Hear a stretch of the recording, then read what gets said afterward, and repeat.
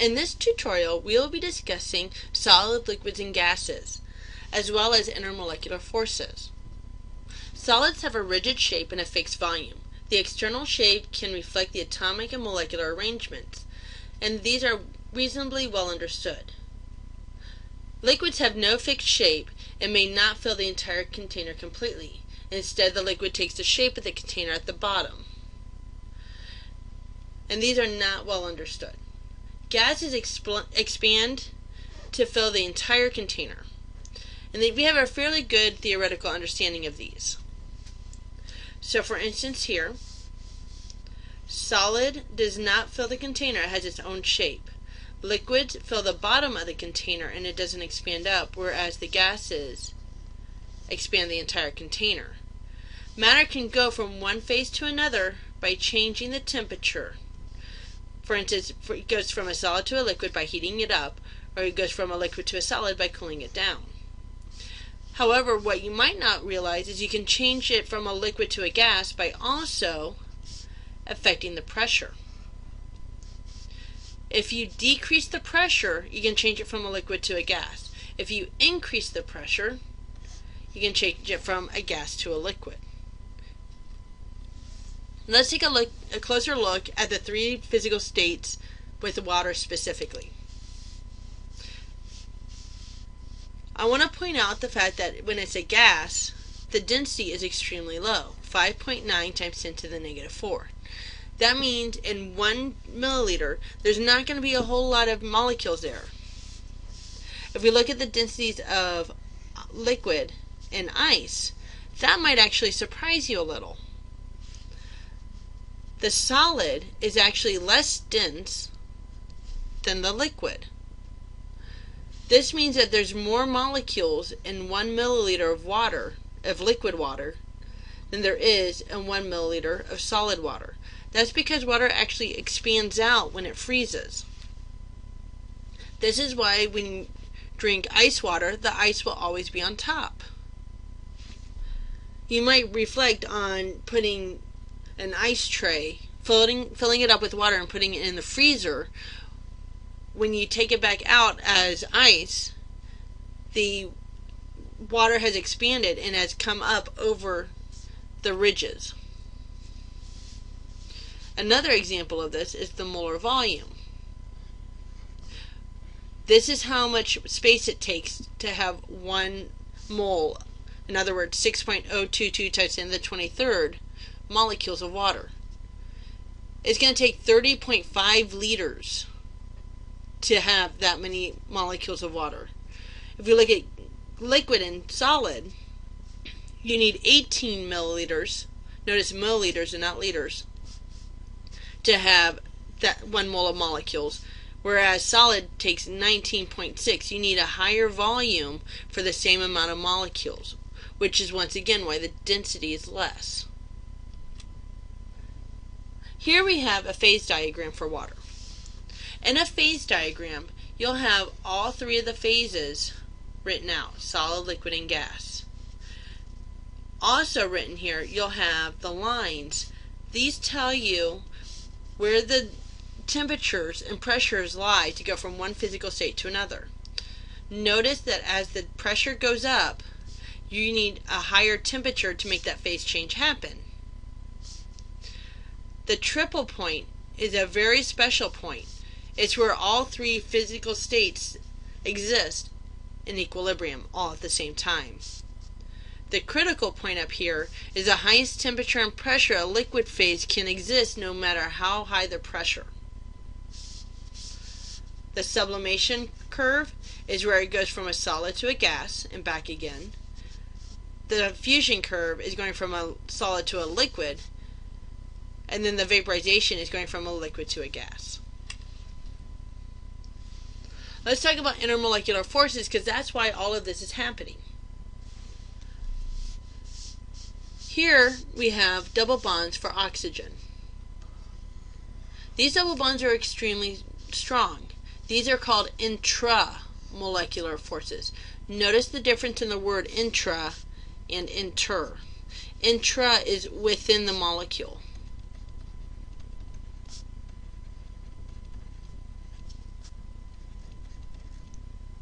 So these have very strong covalent bonds to one another. However, they have very weak attractions between the molecules. Inter means between molecules. So this is one molecule for intra. And these are multiple molecules interacting with one another.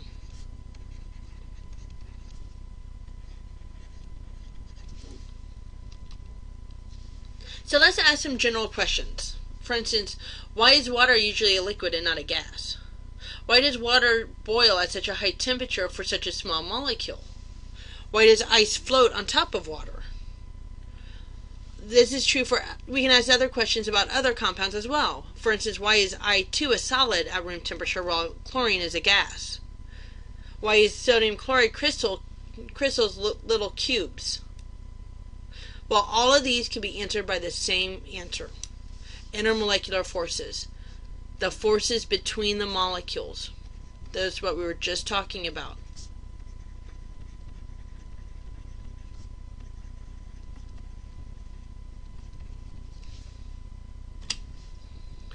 So let's compare and contrast intra and intermolecular forces.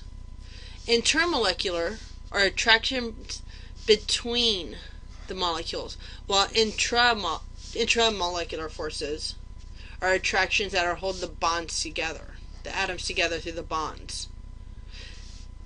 Just this little prefix here makes all the difference in the world.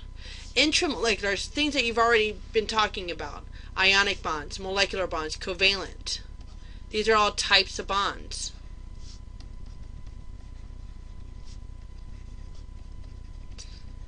The intermolecular ones are the ones we're going to be talking about now. The ion-ion, ion-dipole, dipole-dipole, dipole-induced, and induced. And these are what we're going to be talking about through the rest of this tutorial. When comparing one-on-one, intermolecular forces are actually weaker than that of intramolecular forces. So if we look at this individual interaction right here, this is actually far weaker than the bond itself. However, they appear stronger than the intramolecular because of the numbers. There's so many of them. They have many intermolecular interactions in a solid and a liquid, not just one. So they're all working together to create stronger forces as a whole. Size of the charge and the distance between the charges play a role in the intermolecular attraction strength. For instance, the larger the charge, the stronger the attraction.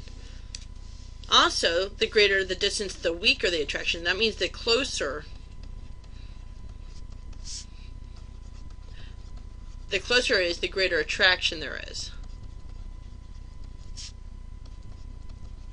So the larger the charge and the closer they are to one another, the greater the attraction is going to be. Particles are attracted to each other by electrostatic attractive forces. This is a fancy way of saying the positive and negative type. So the positive interaction is going to be attracted to the negative. The strength of the attractive forces vary. Some are small and some are large. The type of particles, the molecule or the ion, the size of the ion, the polarity strength, all have to do with the strength of the attraction. The stronger the attractive forces between the particles, the more they resist moving or breaking apart, meaning the stronger the interaction is, the stronger the intermolecular force is. No material completely lacks any particle motion. So here's a list of the intermolecular forces that I rambled off earlier. Dispersion, dipole-dipole, hydrogen bonding, and ion-dipole. They also have ion-ion in here, which is the strongest. The strength is actually the weakest up here, and then it goes down. So in other words, the dispersion force is actually the weakest force, and the dipole would be the next, and so on. We're going to go through each one of these individually, but we're going to start with the strongest. rather than starting with the weakest. This is the ion-ion attraction. It's usually associated with ionic compounds, so in other words the cation and the anion. For instance, here's cesium, and then we have chlorine around it. It creates a crystalline structure which is an ordered arrangement. It's the strongest of the intermolecular forces, and it ranges from 400 to 4,000 kilojoules per mole, and the range is due to the ion size. It explains why ionic solids have a very high melting point. So in other words, you have to put a lot of energy in it to make it go from a solid to a liquid. Now, if we have that ion-ion interaction perhaps dissolved in water, you'll end up having an ion-dipole attraction. The intermolecular attractions observed with a polar molecule, such as water, which is a dipole and an ion. So a salt, which is an ionic compound, is dissolving in water, and this is an example. So we have the chlorine and the sodium that have broken apart from each other. Notice that the chlorine is a -1 charge. Well, if we look at the water molecules, oxygen is rather electronegative, so the electrons are drifting towards the oxygen. This is making the oxygen partially negative, and therefore the hydrogen's partially positive. There's an attraction between this negative of the chlorine and the partially positives of the hydrogen. Reversely, we have a sodium with a positive charge, so it's going to be attracted to the partially negative charge of the oxygen. So notice that the molecules are actually flipped around, so that way the oxygen is closer to the sodium. The strength of the attraction is affected by the size of the ion and polarity of the dipole. 1/10 or 10% strength of the covalent intramolecular attraction, and 40 to 600 kilojoules per mole. So what if we don't have any ions involved? We don't have any real, true positives and negatives. We only have partial, just like the water we saw. This is called the dipole-dipole. It binds molecules having permanent dipoles to one another. So these are polar compounds. So let's break that down again, just as a review. This one, we're ionic. This one is a polar particle, polar molecule, and an ion. This is two polar compounds. So they already have a positive and a negative side, even if it's not 100% positive. It's still partially. So we have a partially negative charge here because of the oxygen, and we have a partially positive here because the electrons are drifting towards that oxygen. That partially negative is going to be attracted to that partially positive of the other side. Dipole-dipole forces bind molecules having permanent dipoles to one another. Polar molecule interactions is what these are. And it's 1 to 5% of the strength of a covalent bond, so approximately 5 to 40 kilojoules per mole. These strengths vary, which is dependent upon the polarizing strength. So the stronger the polar bond is, the stronger the dipole-dipole interaction is going to be. The next one is talking about hydrogen bonding, which is a special type of dipole-dipole interaction. Hydrogen bonding is a special type of dipole-dipole attraction which enhances the dipole-dipole attractions. This is a very special type where hydrogen bonded to either nitrogen, oxygen, or fluorine is attracted to the electronegative of something else, of the oxygen, nitrogen, or fluorine. So when hydrogen bonds directly to fluorine, oxygen, or nitrogen, the bonding atoms acquire relatively large partial charges, giving rise to strong dipole-dipole attractions to its neighboring molecules. So basically it's the same thing as this up here with the polar compounds, except it's specifically involving a hydrogen. Notice when they're talking about hydrogen bonding, this is very it's very easy to assume that they're talking about a real bond because it actually says hydrogen bond in the question or in the title. It's actually still talking about an attraction. It's not a true bond. It's a hydrogen of one molecule being attracted to the electronegative portion of another. That hydrogen must be bonded to fluorine, oxygen, or nitrogen originally in order to be considered a hydrogen bond. Notice with water, this hydrogen is bonded to this oxygen. So it meets the first criteria of oxygen, fluorine, or nitrogen. It is then making this partially positive, and the oxygen is partially negative because it's more electronegative. Same with this water up here. Because oxygen is more electronegative, it becomes partially negative, leaving these hydrogens partially positive. This red dotted line is talking about the hydrogen bonding. It's the attraction between the positive and the negative here. Hydrogen bonding is especially strong in water because the OH bond is very polar. There are two lone pairs on the oxygen, making it rather electronegative and making it attracted to that hydrogen of another molecule. Notice once again, intermolecular is between the molecules, not in the same molecule. Hydrogen bonding accounts for many of the water's unique properties, such as high boiling points shared compared to others with similar molecular mass.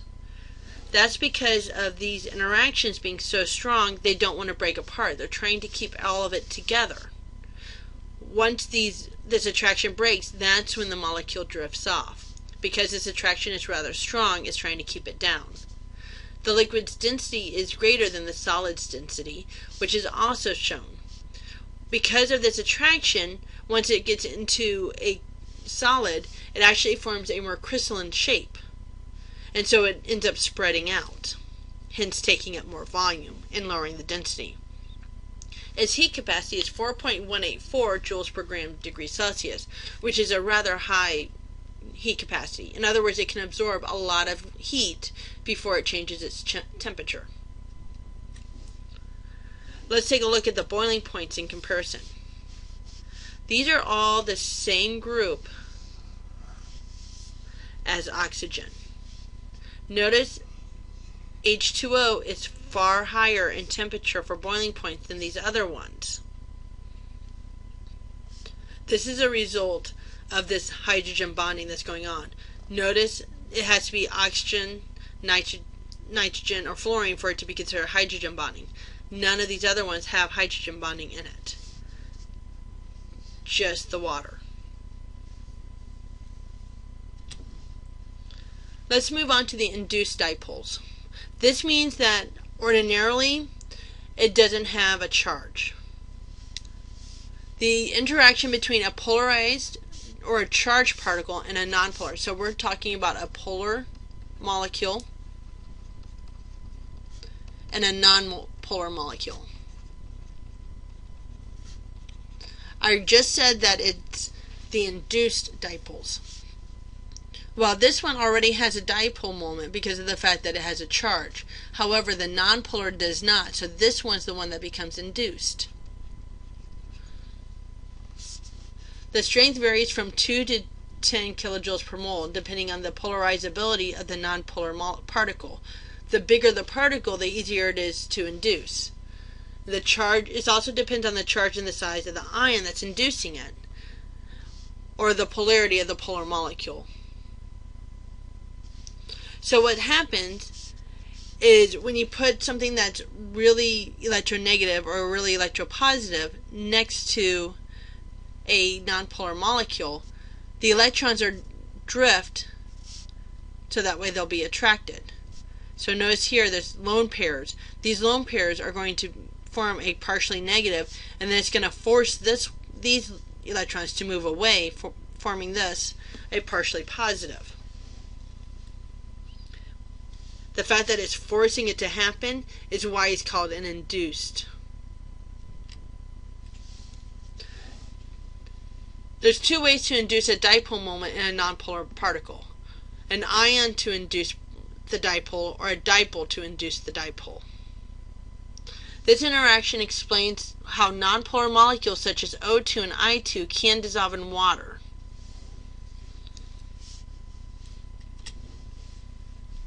Finally, we have the dispersion forces. These are the weakest.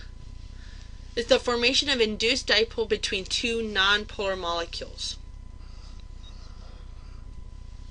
The other one was a polar and a nonpolar. These are two nonpolar. So neither one of these have a positive or negative. The interaction causes an instantaneous dipole to form. Instantaneous meaning it's very short-lived. It's associated with molecules having covalent bonding, such as organic nonpolar substances or nonmetals. It's the weakest of the intermolecular forces between 0.05 to 40 kilojoules per mole. The polarizability of nonpolar molecules factor in strength, number of contact interactions, and the size of the molecule. They're also called van der Waals forces. And these forces explain why butter melts but does not form a, quote, butter gas, and why gases can liquefy. The dispersion forces are the weakest of all the intermolecular forces. The more contact spots, in other words, the higher the surface area,